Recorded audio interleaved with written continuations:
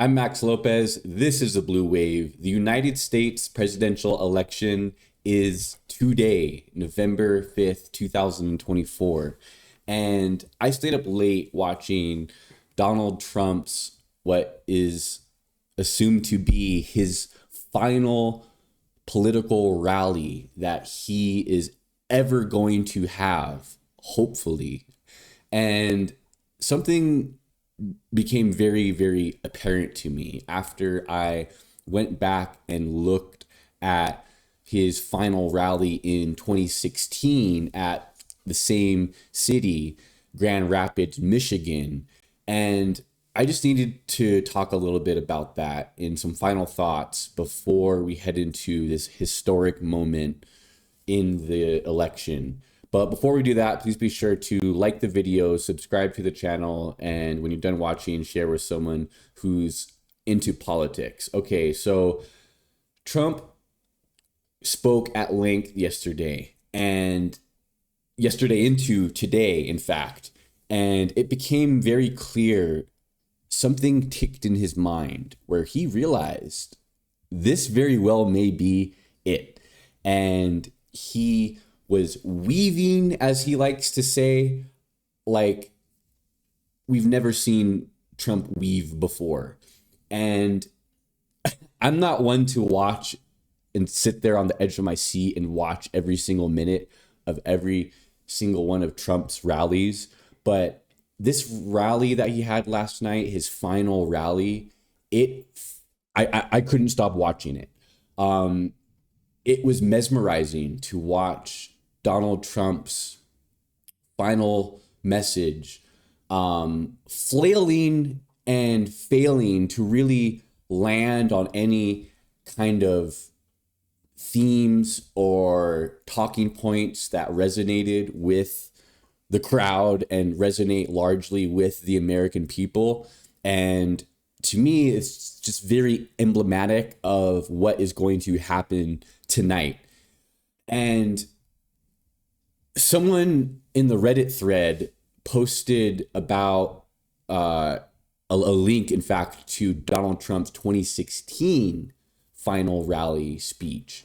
And oh my goodness, the contrast in the energy, the enthusiasm, the interest, the pizzazz that Trump somewhat used to have, it's just all completely gone. And what Donald Trump had going for him in 2016 was that he was the political outsider, right? He was a political unknown, an unknown quantity. And he had this sort of anti-establishment vote and anti-establishment support behind him. And a lot of independents and a lot of people who weren't tuned into everyday politics and weren't tuned into the Democrat Party or the Republican Party even were activated by Trump back in 2016 because of his brashness, because of his boastful, brash nature that some people liked and brought out people out of the woodworks. The thing is that today in 2024, Trump is a very much known commodity. And when you have a party and a figure in Donald Trump that sook and ultimately succeeded to repeal Roe v. Wade in appointing the Supreme Court justices that made the Dobbs decision that took away a woman's right to an abortion in this country, when you parade that around in front of the American people as some sort of great success, great achievement, taking people's rights away, well, suddenly now the American people have a understanding and an inkling into what Donald Trump's leadership would represent in the future. But we also have a huge sampling of it in Donald Trump's presidency, where he totally ultimately failed to act on COVID and caused all kinds of excess death with his lack of leadership. And then we all know what happened on January 6th, where our democracy hung by a thread because of Trump sicking a violent mob onto the Capitol. And when you factor all these things in together, it is a major political problem for Donald Trump that could have been overcome, in my opinion, if his campaign was run differently. The fact that in these final days that people aren't talking about inflation, people aren't talking about the Ukraine-Russian war, that is a very bad sign for Donald Trump, because what it means is that people are focused on things like the Dobbs decision, things like the chaos around January 6th. And when you look at the rest of Donald Trump's message and his political platform, which is essentially non-existent, his platform is essentially, we're going to take a bunch of things away and destroy this and take away the post office and take away the Department of Education and appoint Robert F. Kennedy to the Department of Health and take fluoride out of all American public drinking water systems. When you have a platform that's that haphazard and non-focused, it doesn't make up for the American people basically getting too familiar with Donald Trump.